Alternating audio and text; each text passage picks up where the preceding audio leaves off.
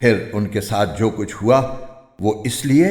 کہ انہوں نے اپنا عہد توڑا، اللہ کی آیتوں کا انکار کیا،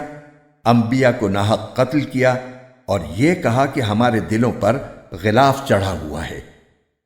حالانکہ حقیقت یہ ہے کہ ان کے کفر کی وجہ سے اللہ نے ان کے دلوں پر مہر لگا دی ہے،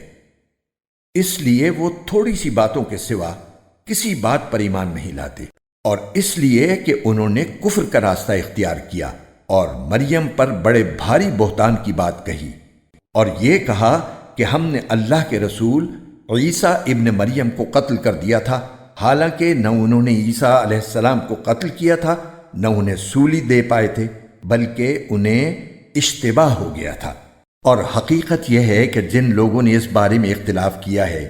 وہ اس سلسلے میں شک کا شکار ہیں، انہیں گمان کے پیچھے چلنے کے سوا اس بات کا کوئی علم حاصل نہیں ہے، اور یہ بالکل یقینی بات ہے کہ وہ عیسیٰ علیہ السلام کو قتل نہیں کر پائے۔